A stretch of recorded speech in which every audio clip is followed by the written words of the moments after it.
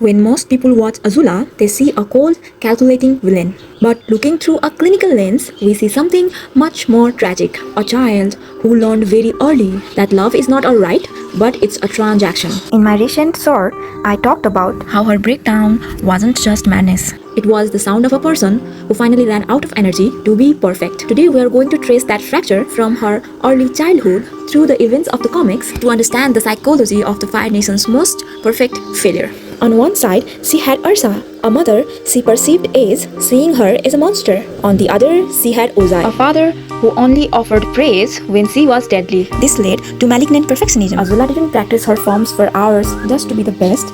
She did it because in her mind, being perfect was the only way to stay safe. If she was the perfect prodigy, Ozai couldn't discard her like he did Zuko. This created a false self. She traded her true emotions for the mask of cold competence. But the problem with the mask is, it requires constant energy to hold up. This is what we call compulsive achievement.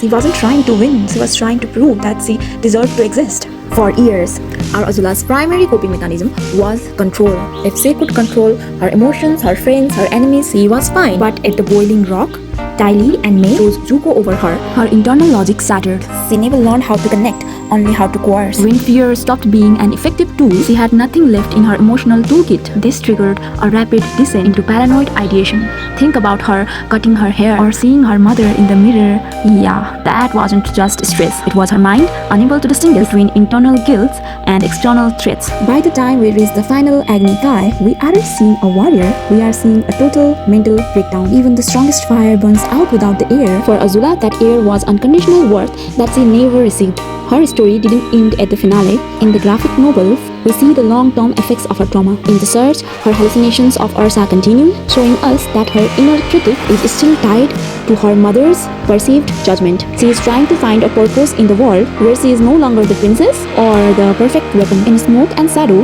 we see her trying to sow chaos, which can be interpreted as an attempt to regain a sense of agency.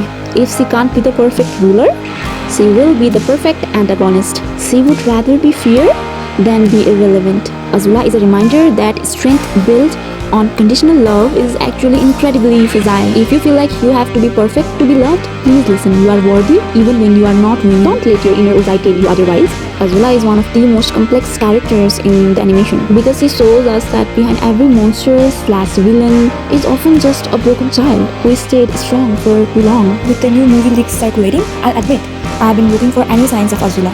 It's not that I'm desperate to see a villain return for the sake of the fight.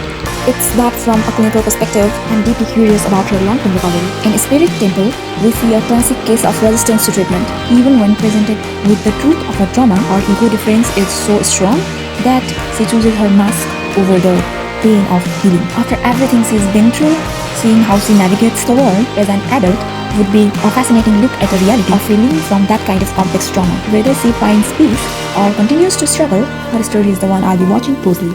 Success is great, but peace of mind is the real win. So before you go, take a deep breath, eat something nourishing, and check in with yourself. Try not to overanalyze every move or get lost in what ifs. Life is meant to be lived, not just managed. So give yourself the permission to just chill and happy in the moment. And I'll see you in the next one.